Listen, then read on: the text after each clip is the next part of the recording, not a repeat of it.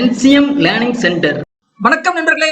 நம்ம NCM learning centre மூலமா இப்ப ரீசெண்டா TNPSC நடத்திய கம்பைன்ட் டெக்னிக்கல் சர்வீஸ் எக்ஸாமினேஷன்ஸ் 2024 அதோட கொஸ்டின்ஸ் அண்ட் சொல்யூஷன்ஸ் வந்து சப்ஜெக்ட் வைஸ் நம்ம டிஸ்கஸ் பண்ணிட்டே இருக்கோம்.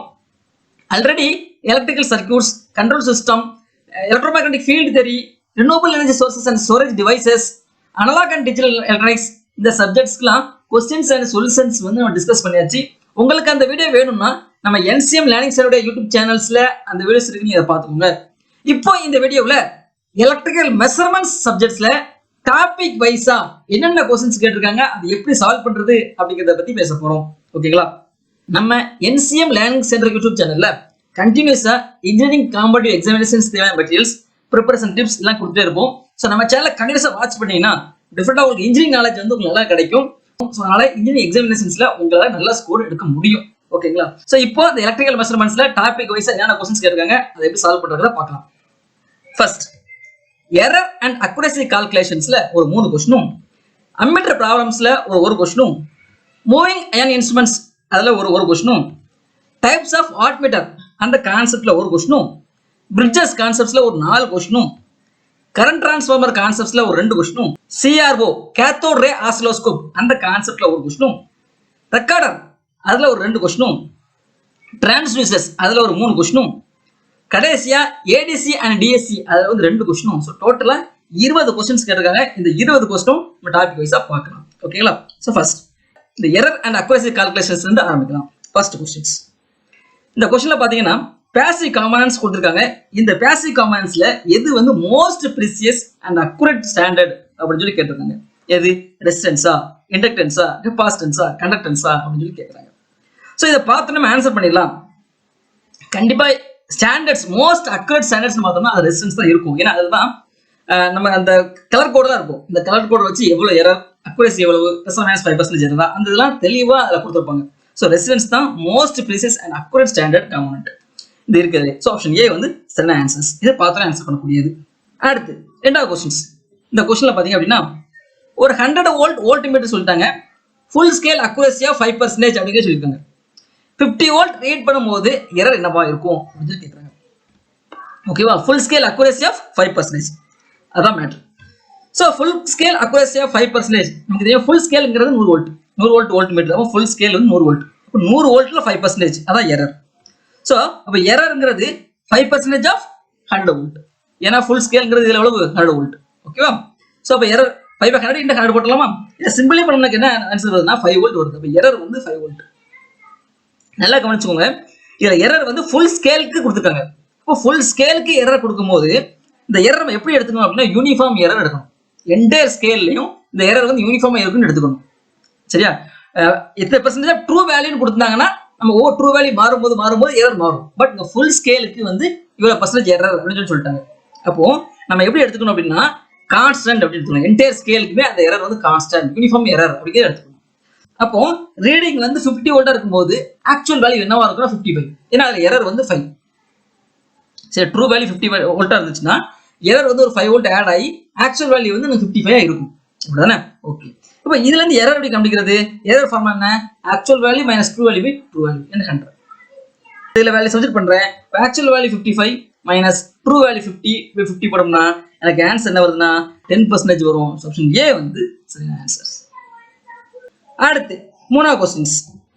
எரர் அண்ட் அக்யூரசி கால்குலேஷன்ஸ்ல கடைசி क्वेश्चंस. இந்த क्वेश्चनல பாத்தீங்கன்னா ஒரு வாட்மீட்டர் சொல்லிருக்காங்க. அதோட ஃபுல் ஸ்கேல் ரேஞ்ச் வந்து 2500 வாட்ஸ் சொல்லிட்டாங்க. எரர் பாத்தீங்கன்னா 1% ஆஃப் ட்ரூ வேல்யூ சொல்லிருக்காங்க. அதான் முக்கியமான point. 1% of true value, 1% of full scale ரேஞ்ச்னு கொடுத்தாங்கன்னா ஃபுல் ஸ்கேல் ரேஞ்சுக்கு இவ்வளவு பர்சன்டேஜ் எரர். அப்ப யூனிஃபார்மா இருக்கும். அந்த ஸ்கேல் ஃபுல்லா எரர் வந்து யூனிஃபார்மா இருக்கும்னு எடுத்துக்கலாம். பட் இங்க வந்து 1% ஆஃப் ட்ரூ வேல்யூ கொடுத்திருக்காங்க. ட்ரூ வேல்யூ மாற எரரோட வேல்யூ மாறும். சரியா? ஓகே. நம்ம கண்டுபிடிக்கணும் ரேஞ்ச் ஆஃப் ரீடிங் கண்டுபிடிக்கணும். இந்த ட்ரூ பவர் வந்து 1200 வாட்ஸா இருந்தா என்னன்னு சொல்லி கண்டுபிடிக்கணும். ஓகே. சோ பார்க்கலாம். இப்போ எரர் வந்து என்ன? 1% ஆஃப் ட்ரூ பவர். ஓகே. இப்போ கண்டிப்பா எரர் வந்து கான்ஸ்டன்ட் கிடையாது. என்டையர் ஸ்கேலுக்கு கான்ஸ்டன்ட் கிடையாது, மாறிட்டே இருக்கும். ட்ரூ வேல்யூ மாற அதோட வேல்யூ மாறும் 1%. இப்போ 1000 வாட்ஸா இருந்தா அந்த 1% எவ்வளவு இருக்கும்? 10 வாட்ஸ். 2000 வாட்ஸா இருந்தா 1% 20 வாட்ஸ். எரர் வந்து மாறும். ஓகேவா? சோ அப்போ ட்ரூ பவர் வந்து என்ன சொல்லிருக்காங்க? 1200 வாட்ஸ் சொல்லிருக்காங்க. அப்ப எரர் என்ன இருக்கும்? 1% ஆஃப் 1200 வாட்ஸ். அப்போ 1/100 into 1200 வாட்ஸ் இதான் எரர். சிம்பிளி பண்ண எனக்கு என்ன கிடைக்குன்னா 12.5 வாட்ஸ் எரர் கிடைச்சிருக்கு. ஓகேவா? இது 1000 வாட்ஸ் ட்ரூ பவர் வந்து 1000 வாட்ஸா இருந்ததுன்னா எரர் வந்து எவ்வளவு 10 வாட்ஸ் இருக்கும். மாறதா 1200 வாட்ஸ் போது அதோட எரர் வந்து 12.5 வாட்ஸ். ஏன்னா எரர் வந்து 1% ட்ரூ பவர்னு சொல்லியிருக்காங்க. ஓகே ஓகே எரர் வேல்யூ தெரிஞ்சிச்சு. Plus or minus 12.5 watts. True power வந்து 1200 வாட்ஸ், எரர் வந்து ப்ளஸ் ஆர் மைனஸ் 12.5. அப்போ ரீடிங் என்னவா இருக்கும்? இதுல இருந்து பிளஸ் 1200 கூட்டிக்க வேண்டியதான். Actual power will be 1200 plus plus or minus 12.5. சரியா? ட்ரூ பவர்ல இருந்து எரரை கூட்டணும்னா நமக்கு ஆக்சுவல் வேல்யூ கிடைச்சிடும். நம்ம கிடைக்கிறது 1237.5 1266.5 இந்த ரேஞ்சுக்குள்ள இருக்கும். ஸோ ஆப்ஷன் டி வந்து சரியான answer. Okay, error and accuracy calculations concepts வந்து கிளியர். அடுத்து வந்து அம்மீட்டர் ப்ராப்ளத்துல இருந்து ஒரு கொஸ்டின்ஸ் கேட்டிருக்காங்க, டிஸ்கஸ் பண்ணலாம். ஸோ இந்த கொஸ்டின்ல பாருங்க, 5 amps அம்மீட்டர் கொடுத்துருக்காங்க, ரெசிஸ்டன்ஸ் வந்து 0.01 ohms கொடுத்துருக்காங்க. நம்ம எஃபிஷியன்சி ஆஃப் தி இன்ஸ்ட்ருமெண்ட் கண்டுபிடிக்கணும். எஃபிஷியன்சி எப்படி கண்டுபிடிக்கிறது? எஃபிஷியன்சி ஃபார்முலா என்ன தெரியல.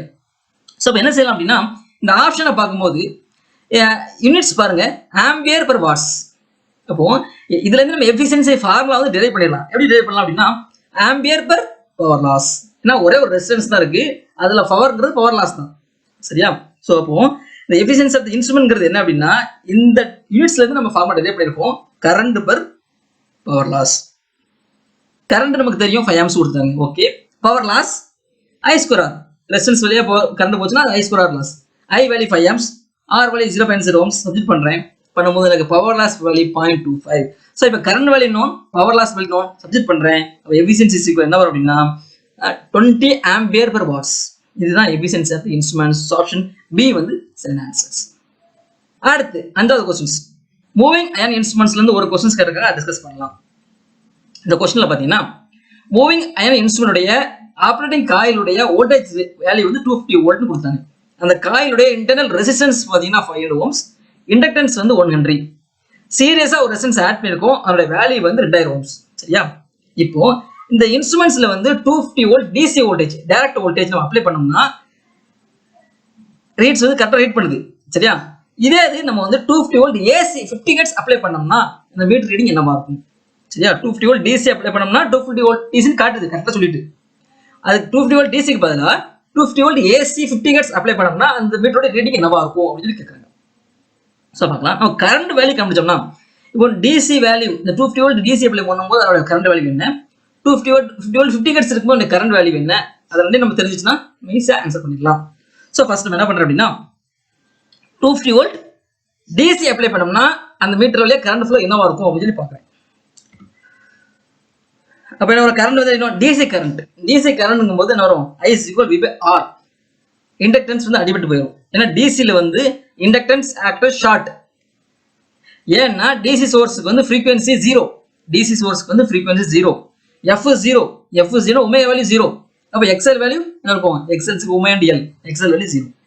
ஓகே, அப்போ I is equal V by R கிடைக்கும். சப்ஸ்டிட் பண்றேன். V வேல்யூ வந்து 250 வோல்ட். இங்க R ரெசிஸ்டன்ஸ் பாத்தீங்கன்னா 2 ரெசிஸ்டன்ஸ் இருக்கு, 500 ஓம் 2000 ஓம் சீரிஸா அப்ப ஆட் ஆகிடுது. ஸோ இதை சிம்பிளை பண்ணோம்னா எனக்கு என்ன வருதுன்னா 0.1 amps வந்து எனக்கு வருது. 250 வோல்ட் டிசி அப்ளை பண்ணோம்னா அந்த மீட்டர் வழியா அவரோட கரண்ட் வந்து 0.1 amps. ஓகே, இப்போ நான் என்ன பண்றேன்? 250 வோல்ட் ஏசி அப்ளை பண்றேன், 50 ஹெர்ட்ஸ் ஏசி அப்ளை பண்றேன். அப்போ என்ன வரும்? கரண்ட் வரும் அப்படின்னு சொல்லி பார்க்குறேன். பார்க்கும்போது I is equal என்ன வரும்? V by Z.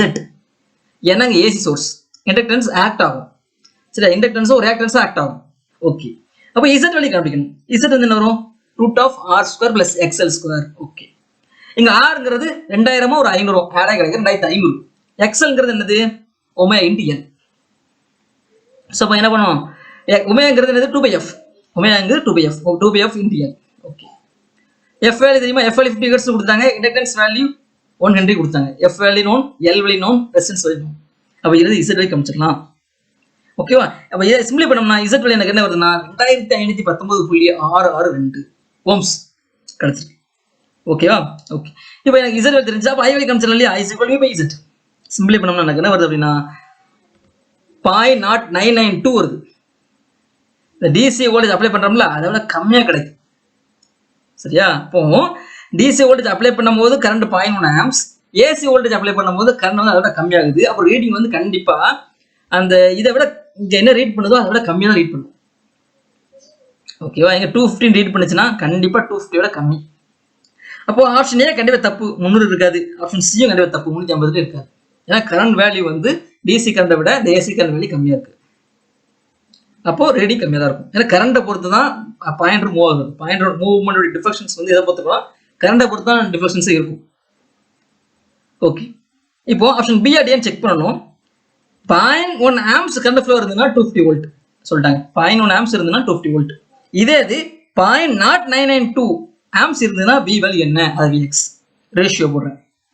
0.1 ஆம்ஸ் இருந்ததுன்னா 250 வோல்ட். அப்போ 1 ஆம்ஸ் இருந்தால் என்ன வரும், 1 ஆம்ஸ் இருந்தால் 1/0.1. அதான் அர்த்தம். 0.1 ஆம்ஸுக்கு 250 வோல்ட் அப்படின்னா 1 ஆம்ஸுக்கு என்ன வரும், 250/0.1. அப்போ 0.0992 ஆம்ஸுக்கு 250/0.1 into 0.0992. ஓகேவா? அடுத்து 6வது கொஸ்டின்ஸ், டைப்ஸ் ஆஃப் வாட்மீட்டர். அதுல இருந்து ஒரு கொஸ்டின்ஸ் கேட்டிருக்காங்க, டிஸ்கஸ் பண்ணலாம். இந்த கொஸ்டின்ல பாத்தீங்கன்னா எலக்ட்ரோ டைனமோமீட்டர் டைப் வாட்மீட்டர் கொடுத்துருக்காங்க. நம்ம தெரியும் வாட்மீட்டர்னு எடுத்துட்டாலே கண்டிப்பா 2 காயில் இருக்கும். ஒன்று கரண்ட் காயில், இன்னொன்று ப்ரெஷர் காயில். கரண்ட் காயில் வந்து கரண்ட் சென்ஸ் பண்ணும், ப்ரெஷர் காயில் வந்து வோல்டேஜ் சென்ஸ் பண்ணும். இந்த எலக்ட்ரோ டைனமோமீட்டர் டைப் வாட்மீட்டர்ல எது வந்து ஃபிக்ஸடா இருக்கும், எது வந்து மூவபிளா இருக்கும் அப்படின்னு சொல்லி கேட்குறாங்க. பாத்தீங்கன்னா எலக்ட்ரோ டைனமோமீட்டர் டைப் வாட்மீட்டர்ல ரெண்டுல ஏதாவது ஒன்று ஃபிக்ஸடா வச்சிருப்பாங்க, ஒன்று மூவபிளா வச்சிருப்பாங்க. எதுக்காக அப்படின்னா இந்த பவர் மெஷர்மெண்ட் வந்து அக்குடா இருக்கணும் அப்படிங்கிறதுக்காக ஒரு காயில் வந்து ஃபிக்ஸடா வச்சிருப்பாங்க, ஒரு காயில் மூவபிள். அது எந்த காயிலா இருக்கலாம், கரண்ட் காயில் இருக்கணும் அவசியம் இல்லை. ப்ரெஷர் காயில் நம்ம ஃபிக்ஸடா வைக்கலாம், இல்லை கரண்ட் காயில ஃபிக்ஸடா வைக்கலாம். ஏதாவது ஒரு காயில வந்து ஃபிக்ஸடா வச்சு இன்னொரு காயில மூவபிளா வைப்பாங்க. அப்படி வச்சோம்னா மெஷர்மெண்ட் ஆஃப் பவர் வந்து அக்குடா இருக்கும், எரர் வந்து குறையும். ஸோ ஆப்ஷன் சி வந்து சென் ஆன்சர்ஸ். இது பார்த்தோன்னே ஆன்சர் பண்ணிடலாம். ஓகே, அடுத்து 7வது கொஸ்டின்ஸ், பிரிட்ஜஸ்ல மொத்தம் 4 கொஸ்டின்ஸ் கேட்டிருக்காங்க, 4 டிஸ்கஸ் பண்ணலாம். நம்ம என்சிஎம் லேர்னிங் சென்டர்ல வந்து இந்த பிரிட்ஜஸ் கான்செப்ட், அதுக்கப்புறம் wattmeter, moving iron meter concepts எல்லாம் கொடுத்துருக்கும். நீங்க என்சிஎம் லேர்னிங் சென்டர் யூடியூப் சேனல்ல பாத்தீங்கன்னா அதுல கான்செப்ட்ஸ்லாம் உங்களுக்கு கிடைக்கும். உங்களுக்கு கான்செப்ட்ஸ் வேணாலும் நீங்க ரெஃபர் பண்ணிக்கலாம். ஓகே, இப்போ இந்த பிரிட்ஜஸ் கான்செப்ட்ஸ் போகும்போது உங்களுக்கு என்னென்ன டைப் ஆஃப் பிரிட்ஜஸ், எந்தெந்த மெஷர்மெண்ட்ஸ்க்கு யூஸ் ஆகுது அப்படிங்கிறத ஃபர்ஸ்ட் தெரிஞ்சிடும். ஏன்னா 1 மார்க் கொஸ்டின்ஸ் கேட்பாங்க, பார்த்தோன்னே குயிக்காக ஆன்சர் பண்ணக்கூடிய மாதிரி இருக்கணும். ஓகேவா? காட்டுறேன், நல்லா கவனிங்க. இந்த இதான் மெஷர்மெண்ட்ஸ். டிசி பிரிட்ஜஸ்ல பாத்தீங்கன்னா ஒரு 5 டைப் இருக்கு. வீட் ஸ்டோர் பிரிட்ஜ் எடுத்தோம்னா அது மீடியம் ரெசிஸ்டன்ஸ். மீடியம் ரெசிஸ்டன்ஸ்ங்கிறது 1 ohm to 100 ohms, 100 கிலோம்ஸ். அடுத்து ஹோரி ஃபாஸ்டர் பிரிட்ஜஸ் ஒன்று இருக்கு, மீடியம் ரெசிஸ்டன்ஸ். சரியா? அடுத்து கெல்வின்ஸ் டபுள் பிரிட்ஜ் பாத்தீங்க அப்படின்னா very low resistance, less than 1 ohm. நல்லா வச்சுக்கோங்க, கெல்வின்ஸ் டபுள் பிரிட்ஜ்ங்கிறது very low resistance, less than 1 ohms. Loss of charge method அப்படின்னு ஒரு மெத்தட் இருக்கு, ஹை ரெசிஸ்டன்ஸை மெஷர் பண்றதுக்கு, more than 100 kilo ohms. Megger பாத்தீங்கன்னா இன்சுலேஷனை மெஷர் பண்றது, இன்சுலேஷன் ரெசிஸ்டன்ஸ் மெஷர் பண்றதுக்கு மெகர் யூஸ் பண்ணுவோம். ஐஆர் வேல்யூ மெஷர் பண்றதுக்கு மெகர் யூஸ் பண்ணுவோம். இது டிசி பிரிட்ஜஸ். அடுத்து ஏசி பிரிட்ஜஸ்ல பாத்தீங்கன்னா மேக்ஸ்வெல் இண்டக்டன்ஸ் பிரிட்ஜ்.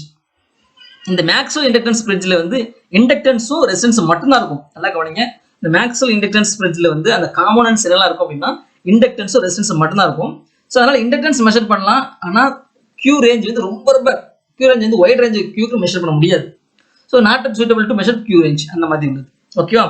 அடுத்து மேக்ஸ்வெல் இண்டக்டன்ஸ் கெப்பாசிட்டன்ஸ் பிரிட்ஜ்ல பாத்தீங்கன்னா இல்ல இண்டக்டன்ஸ் கெப்பாசிட்டன்ஸ் இருக்கும். மற்ற எல்லா பிரிட்ஜ்லயுமே இண்டக்டன்ஸ் கெப்பாசிட்டன்ஸ் ரெசிஸ்டன்ஸ் எல்லாமே இருக்கும். இந்த மேக்ஸ்வெல் இண்டக்டன்ஸ் கெப்பாசிட்டன்ஸ்ல பாத்தீங்கன்னா இண்டக்டன்ஸ் மெஷர் பண்ணலாம், ஆனா medium Q range, Q value 1ல இருந்து 10 வரை இருக்கிறதுக்கு நம்ம இந்த பிரிட்ஜ் யூஸ் பண்ணிக்கலாம். அடுத்து ஹேஸ் பிரிட்ஜ் பாத்தீங்கன்னா இண்டக்டன்ஸ் மெஷர் பண்றதுக்கு யூஸ் பண்றோம், பட் கியூ ரேஞ்ச் வந்து ஹை ரேஞ்சா இருந்தா நம்ம ஹேஸ் பிரிட்ஜுக்கு போவோம். குவாலிட்டி ஃபேக்டர் வந்து அதிகமா இருந்தாலும் நம்ம ஹேஸ் பிரிட்ஜ் போயிடலாம். அண்ட் அடுத்து அண்டர்ஸ்டாண்ட் பிரிட்ஜ் பாத்தீங்க அப்படின்னா அக்யூரேட்டா இண்டக்டன்ஸ் மெஷர் பண்ணணும், Q value very very less then 1 அப்படி இருந்ததுன்னா நம்ம வந்து அண்டர்ஸ்டாண்ட் பிரிட்ஜ் போவோம். அடுத்து ஓன்ஸ் பிரிட்ஜ் பாத்தீங்கன்னா இண்டக்டன்ஸ் தான் சூட்டபிள் லோ ரேஞ்ச் ஆஃப் கியூன்னு சொல்லிக்கலாம். ஓகேவா? அடுத்து ஹெவி சைடு பிரிட்ஜ் பாத்தீங்க அப்படின்னா மியூச்சுவல் இண்டக்டன்ஸ் மெஷர் பண்றதுக்கு, கேம்பல்ஸ் பிரிட்ஜுமே மியூச்சுவல் இண்டக்டன்ஸ் மெஷர் பண்றதுக்கு. அடுத்து டிசார்டிஸ் பிரிட்ஜ் பாத்தீங்கன்னா கெப்பாசிட்டன்ஸ் மெஷர் பண்றதுக்கு, ஷேரிங் பிரிட்ஜ் பாத்தீங்கன்னா கெப்பாசிட்டன்ஸ் மெஷர் பண்றதுக்கு, வெயின் பிரிட்ஜ் பாத்தீங்கன்னா கெப்பாசிட்டன்ஸ் அண்ட் ஃப்ரீக்வென்சி மெஷர் பண்றதுக்கு. இப்போ क्वेश्चंस பார்க்கலாம். கெல்வின்ஸ் டபுள் பிரிட்ஜ் வந்து எதுக்கு மெஷர்மெண்ட்ஸ்க்கு சூட்டபிள் பார்த்து ஆன்சர் பண்ணுங்க. Low value resistance. Option C வந்து ஆன்சர்ஸ். ஓகேவா? அடுத்து 8வது क्वेश्चंस. மேக்ஸ்வெல் பிரிட்ஜ்ல டிஸ்அட்வான்டேஜஸ் என்ன? மேக்ஸ்வெல் பிரிட்ஜ் இருக்கு, மேக்ஸ்வெல் இண்டக்டன்ஸ் பிரிட்ஜ் எடுத்துக்கலாம். அது டிஸ்அட்வான்டேஜஸ் என்ன? ஃபர்ஸ்ட் ஆப்ஷன் ஏ பாருங்க, inductance Q of the coil cannot be measured னு சொல்றாங்க. ஒரு காயிலோட இண்டக்டன்ஸ் மெஷர் பண்ண முடியாது, கியூவை மெஷர் பண்ண முடியாது. ஆப்ஷன் ஏ வந்து தப்பானது. இண்டக்டன்ஸ் மெஷர் பண்ணலாம், மேக்ஸ்வெல் இண்டக்டன்ஸ் பிரிட்ஜ்ல இண்டக்டன்ஸ் மெஷர் பண்ணலாம். அடுத்து measurement is not independent of frequency, அது தப்பானதான். ஏன்னா டிபெண்டன்ட் தான், ஏன்னா ரியாக்டிவ் கமாண்ட் எக்ஸல் இருக்கு, ஃப்ரீக்வன்சி வந்து டிபெண்டன்டா தான் இருக்கும். மெஷர்மெண்ட்ஸ் வந்து டிபெண்டன்ட் ஆஃப் ஃப்ரீக்வன்சி தான் உண்மையா இருக்கு, ஆங்குலர் ஃப்ரீக்வன்சி இருக்கும், ரியாக்டிவ் கமாண்டுக்கு இருக்கும். அடுத்து inductance cannot be measured over wide range of Q. அதுதான் சரியான ஆன்சர் இருக்கும். மேக்ஸ்வெல் இண்டக்டன்ஸ் பற்றி இண்டக்டன்ஸ் மெஷர் பண்ணலாம், ஆனா Q ரேஞ்ச் அதிகமாக இண்டக்டன்ஸ் மெஷர் பண்ண முடியாம போயிடும். சரியா? ஸோ ஆப்ஷன் சி வந்து சரியாது. அடுத்து டி பாருங்க, number of components is large. அது தப்பு. பார்த்தோன்னே அது தப்புன்னு சொல்லிடலாம். ஸோ அப்போ சரியான ஆப்ஷன் பார்த்தீங்கன்னா ஆப்ஷன் சி தான் சரிங்க. ஓகேவா? அடுத்து 9வது கொஸ்டின்ஸ், பிரிட்ஜஸ்ல 3வது கொஸ்டின்ஸ். இந்த கொஸ்டின்ல பாருங்க, அண்டர்சன் பிரிட்ஜ் இருக்கு, அதுல வந்து அன்னோன் இண்டக்டன்ஸ் மெஷர் பண்றோம். மெஷர் பண்ண டேர்ம்ஸ் என்னென்ன டேர்ம்ஸ்ல இருக்கும் அப்படின்னு சொல்லி கேட்குறாங்க. ரெசிஸ்டன்ஸ் மட்டுமா இருக்குமா? இருக்காது. இண்டக்டன்ஸ் வந்து இன் டேர்ம்ஸ் ஆஃப் ரெசிஸ்டன்ஸ்ல மட்டும் இருக்காது, இன் டேர்ம்ஸ் ஆஃப் கெப்பாசிட்டன்ஸ் மட்டும் இருக்காது. நம்ம இண்டக்டன்ஸ் தான் மெஷர் பண்ண போறோம், இப்போ எப்படி இன் டேர்ம்ஸ் ஆஃப் இண்டக்டன்ஸ்ல இருக்கும்? கண்டிப்பா இருக்காது. ஆப்ஷன் சியும் தப்பு. இண்டக்டன்ஸ் மெஷர் பண்ண போறோம், இது in terms of resistance and capacitance இருக்கும். ஆப்ஷன் டி தான் சரியான ஆன்சர். பார்த்து ஆன்சர் பண்ணிடலாம். சரியா? பிரிட்ஜஸ்ல பாத்தீங்கன்னா எல்லா பிரிட்ஜஸ்லுமே மேக்ஸ்வெல் இண்டக்டன்ஸ் பிரிட்ஜ் தவிர எல்லா பிரிட்ஜஸ்லுமே ஏசி பிரிட்ஜஸ்ல ரெசிஸ்டன்ஸ் இண்டக்டன்ஸ் கெப்பாசிட்டன்ஸ் இருக்கும். ஸோ நம்ம இண்டக்டன்ஸ் மெஷர் பண்ண போறோம்னா அது in terms of capacitance resistance தான் இருக்கும். ஆப்ஷன் டி பார்த்து ஆன்சர் பண்ணிடலாம். ஓகேவா? அடுத்து 10வது கொஸ்டின்ஸ், பிரிட்ஜஸ்ல கடைசி கொஸ்டின்ஸ். இந்த கொஸ்டின்ல பாத்தீங்கன்னா ஒரு பிரிட்ஜ் மெஷர்மெண்ட்ஸ் இருக்கு, அதுல அக்யூரசி வந்து எதை பொறுத்து இருக்கும், எதை டிசைட் பண்ணுது? ஒரு பிரிட்ஜுக்கு வந்து அக்யூரசிங்கிறது எது மேட்டர் அப்படின்னா அந்த நல் பாயிண்ட்ஸ் தான் மேட்டர். அதோட காம்பவுண்ட் மேட்டரே கிடையாது. நல்லா கவனிங்க, அதோட காம்பவுண்ட் மேட்டரே கிடையாது. அதுல முக்கியம் அப்படின்னாலே பிரிட்ஜஸ்ல முக்கியமே அந்த பாயிண்ட் தான், நல் இண்டிகேட்டர் தான் முக்கியம். சரியா?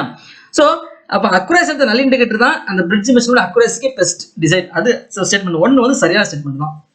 ரெண்டாவது பிரிட்ஜ் காம்பவுண்ட் அக்யூரசி, அது தேவையில்லை. பிரிட்ஜ் காம்பவுண்ட் அக்யூரசி எப்படி போகலாம், பிரிட்ஜ் அதை மெஷர் பண்ண போறோம். அக்யூரசி, அந்த பிரிட்ஜ் மெஷர்மெண்ட் அக்யூரசி எதை பொறுத்து இருக்கும்னா அந்த இண்டிகேஷனுடைய அக்யூரசி பொறுத்து தான் இருக்கும். ஸோ அப்போ ரெண்டாவது ஸ்டேட்மெண்ட் தப்பான ஸ்டேட்மெண்ட். அந்த காம்பவுண்ட் பிரிட்ஜ் காம்பவுண்ட் எப்படி தான் இருக்கலாம், அது மேட்டர் கிடையாது. அடுத்து 3வது சென்சிட்டிவிட்டி ஆஃப் நல் இண்டிகேட்டர். கண்டிப்பா சென்சிட்டிவிட்டி பொறுத்து இருக்கு. சென்சிட்டிவிட்டி வந்து கம்மியா இருந்ததுன்னா அவளோட அக்யூரசி மாறும், பிரிட்ஜோட மெஷர்மெண்ட்ஸ் அக்யூரசி மாறும். ஸோ தேர்ட் ஸ்டேட்மெண்ட் வந்து சரியானது. அடுத்து 4th அப்ளை வோல்டேஜ் பற்றி பிரிட்ஜ் சிஸ்டம், அது தப்பு. ஸோ அந்த பிரிட்ஜ் மெஷர்மெண்ட்ஸ் உடைய அக்யூரசி வந்து எதை பொறுத்து இருக்கும்னா அந்த பாயிண்டருடைய அந்த நல் இண்டிகேட்டருடைய அக்யூரசியும் அதோட சென்சிட்டிவிட்டியை பொறுத்தா இருக்கும். அதோட பிரிட்ஜ் காம்போனன்ட் அதில் அப்ளை பண்ண வோல்டேஜ் அதை பொறுத்து இருக்காது. ஸோ பார்த்தீங்கன்னா ஆப்ஷன் பார்த்தீங்கன்னா டி தான் சரியான answers. Okay, bridge concepts discuss பண்ணியாச்சு. அடுத்து 11வது கொஸ்டின்ஸ், கரண்ட் டிரான்ஸ்ஃபார்மர் 2 கொஸ்டின்ஸ் கேட்க டிஸ்கஸ் பண்ணலாம். ஃபர்ஸ்ட் கொஸ்டின்ஸ், கரண்ட் டிரான்ஸ்ஃபார்மர்ல நாமினல் ரேஷியோ என்ன? நாமினல் ரேஷியோ பார்த்து ஆன்சர் பண்ணிடலாம். நாமினல் ரேஷியோங்கிறது primary current to secondary current. Option B வந்து சரியான ஆன்சர்ஸ். அடுத்து 12வது கொஸ்டின்ஸ். இந்த கொஸ்டினை பாருங்க, இதுல வந்து கரண்ட் டிரான்ஸ்ஃபார்மருடைய ரேஷியோ சிடி ரேஷியோ சொல்லிட்டாங்க, 1000/5 ஆம்ஸ் ரேஷியோ. சரியா? 50 கட்ஸ். பிரைமரி வைண்டிங் வந்து சிங்கிள் டேன்னா இருக்கு. அடுத்து செகண்டரி சைடில் பார்த்தீங்கன்னா நான் இண்டக்டிவ் இம்பிடன்ஸ் வந்து 1.4 ஓம்ஸ். ரேஷியோ எரர் வந்து என்ன அப்படின்னு சொல்லி கேட்குறேன். ரேஷியோங்கிறது என்னன்னா நம்ம nominal ratio, primary current by secondary current நமக்கு தெரியும், primary turns by secondary turns தெரியும். சரியா? எரர் இல்லாம இருந்தது அப்படின்னா ஒரு இந்த சிடிக்கு வந்து எரர் இல்லாம இருந்ததுன்னா primary ratio primary turns to secondary turns is equal to ratio primary current to secondary current இருக்கும். எரர் இருந்ததுன்னா கொஞ்சம் மாறுபடும். சரியா? அந்த எரர் தான் என்னன்னு பார்க்குறோம். ஆக்சுவல் ரேஷியோங்கிறது என்னன்னா ஆக்சுவலா உள்ள செகண்டரி கரண்ட்டுக்கும் ஆக்சுவலா உள்ள பிரைமரி கரண்ட்டுக்கும் ஆக்சுவலா உள்ள செகண்டரி கரண்ட்டுக்குள்ள ரேஷியோ. சரியா? Actual ratio. நாமினல் ரேஷியோங்கிறது என்னன்னா ரேட்டட் பிரைமரி கரண்ட்டுக்கும் ரேட்டட் செகண்டரி கரண்ட்டுக்கும் ரேஷியோ. நாமினல் ரேஷியோ காமிச்சிருவோம். நாமினல் ரேஷியோ ரொம்ப ஈஸி. நாமினல் ரேஷியோ வந்து என்னன்னா rated primary current rated secondary current. Rated primary current கொடுத்தாங்க 1000 ஆம்ஸ் கொடுத்துருக்காங்க, ரேட்டட் செகண்டரி கரண்ட் கொடுத்தாங்க 5 ஆம்ஸ் கொடுத்தாங்க. ஸோ அப்போ நாமினல் ரேஷியோங்கிறது 1000/5 200 சொல்லி தெரிஞ்சு போச்சு. இனி வந்து ஆக்சுவல் ரேஷியோ கண்டுபிடிக்கணும். ஆக்சுவல் ரேஷியோங்கிறது என்னன்னா ஆக்சுவலா ஃப்ளோ ஆகக்கூடிய பிரைமரி கரண்ட் என்ன கரண்ட் போயிட்டு இருக்கு, ஆக்சுவலா செகண்டரி கரண்ட் என்ன கரண்ட் ஃப்ளோ ஆகிட்டு இருக்கு, அதுதான் ஆக்சுவல் ரேஷியோ. ஸோ இப்போ ஆக்சுவலா பிரைமரி கரண்ட் என்னவா இருக்கும் அப்படின்னா பிரைமரி சைடில் வந்து எந்த ஒரு பேரனும் கொடுக்கல, நோ பேரன். செகண்டரி சைடில் மட்டும் தான் கொடுத்துருக்காங்க, பிரைமரி சைடில் எந்த பேரனும் இல்லை. அப்போ பிரைமரி சைடில் எந்த இடமே வரப்போறது இல்லை. அப்போ பிரைமரி சைடில் உள்ள ஆக்சுவல் கரண்டும் ரேட்டட் கரண்டும் சேமா இருக்கும். ஏன்னா பிரைமரி சைடில் பேலன்ஸ் சேமே சொல்லலாம், டேட்டா கொடுக்கல. அடுத்து ஆக்சுவல் செகண்டரி கரண்ட் கண்டுபிடிக்கணும். இந்த ஆக்சுவல் செகண்டரி கரண்ட் கண்டுபிடிக்கிறதுக்கு இங்க பாத்தீங்கன்னா செகண்டரி சைடில் பேர்டன் கொடுத்துருக்காங்க, நான் இண்டக்டிவ்னு கொடுத்துருக்காங்க. இம்பிடன்ஸ் வந்து 1.4 ஓம்ஸ் மட்டும் தான் சொல்லியிருக்காங்க. இந்த இம்பிடன்ஸ் 1.4 ஓம்ஸ் மட்டும் வச்சு எப்படி செகண்ட் சைடில் உள்ள கரண்ட் கண்டுபிடிக்கிறது, ஆக்சுவல் கரண்ட் கண்டுபிடிக்கிறது, அது போதுமான டேட்டாஸ் இல்லை அப்படின்னு நான் நினைக்கிறேன். ஸோ ஆப்ஷன் இ வந்து சரியான ஆன்சர் எடுத்துக்கிறேன். இல்லை சார் இது கண்டுபிடிக்கிறதுக்கு போதுமா டேட்டாஸ் இருக்கு அப்படின்னு நீங்க நினைச்சீங்க அப்படின்னா இந்த வீடியோட கமெண்ட் பாக்ஸ்ல உங்க ஆன்சரை கமெண்ட் பண்ணுங்க. ஓகேங்களா? ஓகே, அடுத்து 13வது கொஸ்டின்ஸ். சிஆர்ஓல ஒரே ஒரு கொஸ்டின்ஸ் கேட்டிருக்காங்க, டிஸ்கஸ் பண்ணிக்கலாம். இல்ல பாத்தீங்கன்னா சிஆர் கேத்தோட ஆஸ்ட்ரோஸ்கோப்ல 2 பிளேட் இருக்கும், horizontal plate, vertical plate. Horizontal பிளேட்ல நம்ம டைம் ஆக்சிஸ் நோட் பண்ணுவோம், நம்ம சைன் டிஸ்பிளே ஆகணும். அப்போ ஹாரிசான்டல் பிளேட்ல என்ன வேவ் ஃபார்ம் அப்ளை பண்ணுவோம் அப்படின்னு சொல்லி கேட்குறாங்க. சரியா? நல்லா புரிஞ்சுக்கோங்க. ஹாரிசான்டல் பிளேட்ல நம்ம saw tooth linear increasing wave form apply பண்ணாதான் லீனியர் டைம் ஆக்சிஸ் நமக்கு கிடைக்கும். லீனியர் டைம் ஆக்சிஸ் எக்ஸ் ஆக்சிஸ்ல வேணும் அப்படின்னா நம்ம வந்து என்ன வேவ் ஃபார்ம் அப்ளை பண்ணணும் அப்படின்னா saw tooth wave form apply பண்ணணும். சரியா? ஸோ ஆப்ஷன் சி வந்து சரியான ஆன்சர்ஸ். இப்போ நீங்க சிஆர்ஓ பொறுத்தவரையில இந்த லிஜாஸ் பேட்டர்ன் ஒன்று இருக்கு. வெர்டிகல் பிளேட்ல ஹாரிசான்டல் பிளேட் ரெண்டுலையுமே சேம் ஃப்ரீக்வன்சி அப்ளை பண்ணா என்ன மாதிரி வரும், ஃபேஸாங்கல் டிஃபரன்ஸ்ல வந்து இந்த மாதிரி ஃபேஸாங்கல் டிஃபரன்ஸ் அப்ளை பண்ணோம்னா அந்த பேட்டர்ன்ஸ் எப்படி இருக்கும், அது ரொம்ப முக்கியமான கான்செப்ட்ஸ், அதை நீங்க பார்த்துக்கோங்க.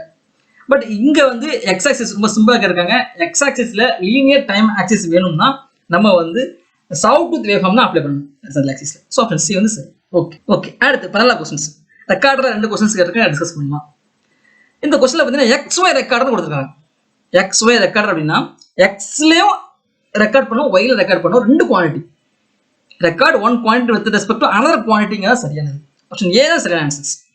ஆப்ஷன் பி பார்த்தீங்கன்னா record 1 quantity and X axis with respect time on Y axis தப்பு. டைம் ஆன் ஒய் ஆக்சிஸ்னா அது XT ரெக்கார்டர்னு சொல்லுவாங்க. XT ரெக்கார்டர்னா எக்ஸ்ங்கிற ஒரு பாராமீட்டர், டிங்கிற டைம். இது record 1 quantity Y axis with respect to time on X ஆக்சிஸ்னா YT ரெக்கார்டர், YT ரெக்கார்டர்னு சொல்லுவாங்க. சரியா? XY ரெக்கார்டர்ங்கிறது எக்ஸ் ஒரு வேரியபிள், ஒய்யும் ஒரு வேரியபிள். இப்போ எக்ஸே ரெக்கார்ட் பண்ணும், ஒய்யும் ரெக்கார்ட் பண்ணும். எக்ஸ்ங்கிறது ஒரு குவான்டிட்டி, ஒய்ங்கிறது இன்னொரு குவான்டிட்டி, டைம் கிடையாது. ஸோ ஆப்ஷன் ஏ வந்து சரி. ஓகே, அடுத்து ரெக்கார்டர்ல அடுத்த கொஸ்டின்ஸ்.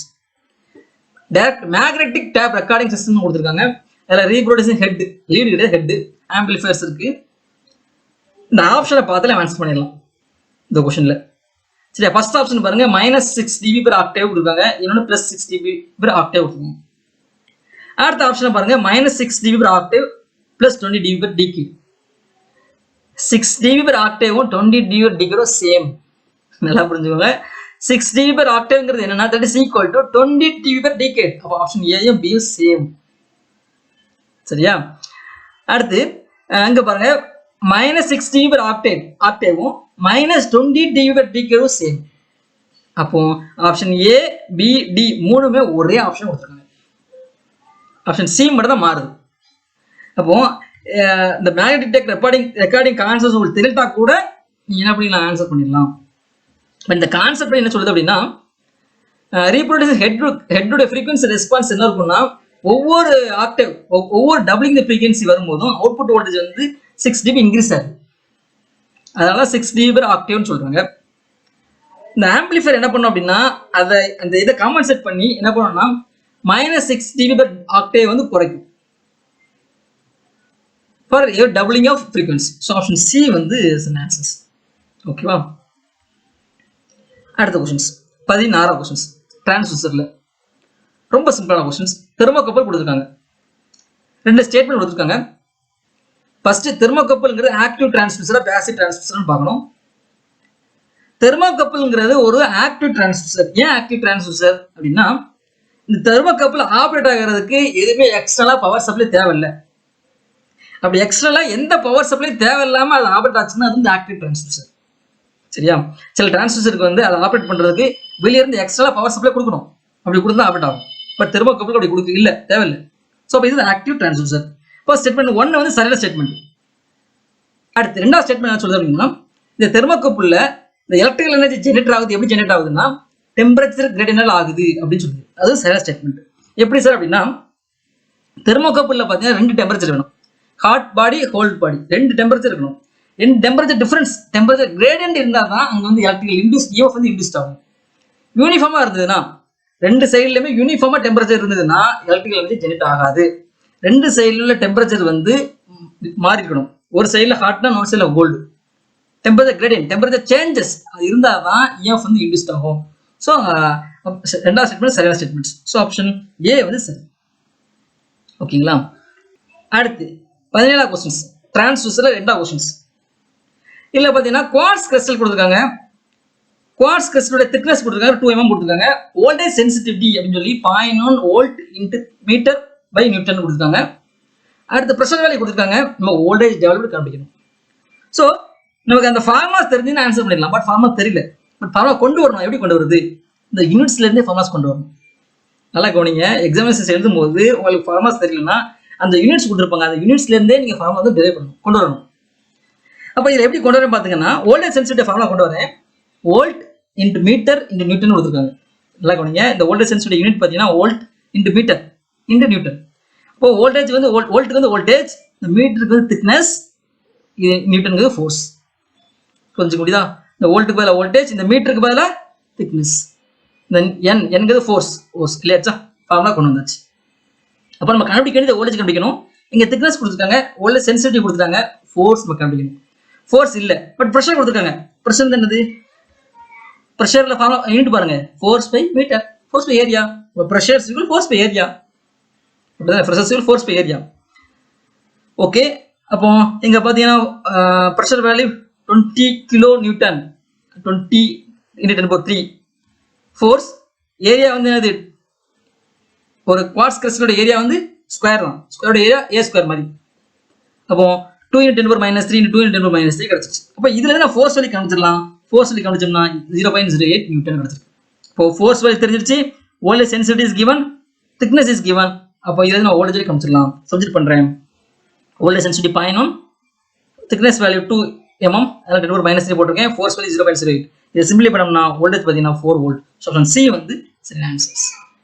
அடுத்து 18 கொஸ்டின்ஸ், டிரான்ஸ்யூசர்ல கடைசி கொஸ்டின்ஸ். இதில் பார்த்தீங்கன்னா எல்விடிடி பற்றி கேட்டிருக்காங்க. எல்விடிங்கிறது லீனியர் வேரியபிள் டிஃபரன்ஷியல் டிரான்ஸ்ஃபார்மர். சரியா? ஸோ ஏன் இது டிஃபரன்ஷியல் டிரான்ஸ்ஃபார்மர்னு சொல்கிறோம் அப்படின்னா, இது செகண்டரி சைடில் 2 காயில்ஸ் இருக்கும். 2 காயில்ஸுமே சீரியஸாக கனெக்ட் பண்ணியிருப்பாங்க. Differential configurations. டிஃபரன்ஷியல் கான்ஃபிகரேஷன்னா 2 காயில் உள்ள கிடைக்கக்கூடிய அவுட்புட் பொலாரிட்டி வந்து சப்ளட் ஆகி கிடைக்கும். இந்த மாதிரி கிடைக்கும். இதான் டயக்ராம்ஸ். இது பிரைமரி சைடு, இது கோர். இந்த கோட மூவ்மெண்ட் வந்து எவ்வளவு இருக்குன்னு கண்டுபிடிக்கிறதுக்கு தான் இந்த எல்விடிடி. டிஸ்பிளேஸ்மெண்ட் கண்டுபிடிக்கிறதுக்கு தான் எல்விடிங்க. டிஸ்பிளேஸ்மெண்ட் மெஷர் பண்ணும், இந்த கோட டிஸ்பிளேஸ்மெண்ட் மெஷர் பண்ணும். பிரைமரி சைட்லேருந்து செகண்டரி சைடு இன்டியூஸ் ஆகும். சரியா? அந்த கோர் மூவ்மெண்ட்டை பொறுத்து இன்டியூஷன்ஸ் இருக்கும். 2 காயில்ஸ் இருக்கா, சீரியஸாக இருக்கும். பட் பொலாரிட்டி ஆப்போசிட்டாக கிடைக்கிறதுக்காக இந்த மாதிரி ஆப்போசிட்டாக கண்டுபிடிப்பாங்க. ஸோ அவுட்புட்டில் வந்து நம்மளுடைய டிஃபரன்ஸ் கிடைக்கும். அப்போ இதில் பார்த்தீங்கன்னா எல்விடியில் பார்த்தீங்கன்னா பிரைமரி காயில் வந்து ஒரு பிரைமரி காயில் இருக்கும், செகண்டரி காயில் 2 காயில்ஸ் இருக்கும். ஆப்ஷன் பி வந்து சரி ஆன்சர்ஸ். அடுத்து 19 கொஸ்டின்ஸ். கடைசியா ஏடிசி அண்ட் டிஏசில இருந்து 2 கொஸ்டின்ஸ் கேட்டிருக்காங்க. அதையும் டிஸ்கஸ் பண்ணலாம். 19 கொஸ்டின்ஸ். 8-bit டிஏசி கொடுத்துருக்காங்க. அதோட ரெசோனன்ஸ் என்ன இருக்கும்? ரெசோனன்ஸ் ஃபார்முலா என்ன? 1/2⁴n-1. டிஏசி ரெசோனன்ஸ் வந்து 1/2⁴n-1. எங்க நம்பர் ஆஃப் பிட்ஸ், இங்க வந்து எங்க 8 பிட்ஸ் கொடுத்துருக்காங்க. ஸோ 2/8-1 சிம்பிளி பண்றேன், 1/2 ஃப்ரீ கிடைக்கும். ஆப்ஷன் சி வந்து சரி ஆன்சர்ஸ். ஓகேவா? அது கடைசி கொஸ்டின்ஸ். இந்த கொஸ்டின்ல பாத்தீங்கன்னா 10-bit டிஜிட்டல் ரேம்ப் ஏடிசின்னு கொடுத்துருக்காங்க. 300 kHz கிளாக் கொடுத்துருக்காங்க. மேக்ஸிமம் டைம் என்னவா இருக்கும் அப்படின்னு கேட்குறாங்க. சரியா? ஸோ அப்போ ஒவ்வொரு கிளாக்கு டைம் பீரியட் என்னவா இருக்கும்? Time period for each clock T=1/f. தெரிஞ்சுதான் ஃப்ரீக்வன்சிக்கும் டைமுக்குள்ள relations. Time period for each clock. So frequency 300 kHz கொடுத்துருக்காங்க. சிம்பிளி பண்றேன், T எனக்கு கிடைச்சிருச்சு. T இந்த வேல்யூ கிடைச்சிருக்கு. அப்போ 10 பிட்டா இருந்ததுன்னா எத்தனை கிளாக்ஸ் இருக்கும்? நம்பர் ஆஃப் கிளாக்ஸ் எவ்வளோ இருக்கும்? டோட்டல் கிளாக்ஸ் 2/n கிளாக்ஸ் இருக்கும். 2/n possibilities. 10 பிட் இருக்குன்னா 2/n பாசிபிலிட்டிஸ். அப்போ 2/n கிளாக் இருக்கும். சரியா? அப்போ 2/10 1024 கிளாக் இருக்கு நமக்கு இருக்கும். ஒவ்வொரு கிளாக்குக்கும் பீரியட் எவ்வளவு? இப்போ 1024 கிளாக் இருந்தா என்ன டைம் என்ன வரும்? டோட்டல் மேக்ஸிமம் டைம் பார்த்தீங்கன்னா time period per clock into total clock. சரியா? ஸோ மல்டிபிள் பண்றேன். ஆன்சர் என்ன வருது அப்படின்னா 3.413 மில்லிசெகண்ட்ஸ்.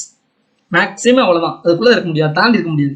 ஆப்ஷன்ல பார்த்தோன்னா ஆப்ஷன் ஏ வந்து அதை தாண்டி இருக்கு, ஆப்ஷன் பி அதை தாண்டி இருக்கு, ஆப்ஷன் சியும் அதை தாண்டி இருக்கு, ஆப்ஷன் டி மட்டும் அதுக்குள்ள இருக்கு. ஸோ டி வந்து சரி ஆன்சர்ஸ். ஓகேவா? இந்த டிஸ்கஸ் பண்ண கொஸ்டின்ஸ்ல உங்களுக்கு ஏதாவது டவுட்ஸ் இருந்தா இமிடியேட்டா கமெண்ட், இந்த வீடியோட கமெண்ட் பாக்ஸ்ல உங்க டவுட்டை போஸ்ட் பண்ணுங்க. அதுக்கான கிளாரிஃபிகேஷன்ஸ் வந்து கிடைக்கும். கண்டினியூஸா நம்ம சேனலை வாட்ச் பண்ணுங்க. டெஃபினட்டா உங்களுக்கு ஒரு நல்ல நாலேஜ் கிடைக்கும். ஓகேங்களா? Good, thank you. Thanks for watching. Click the subscribe button and hit the bell icon for notification. Like, comment and share.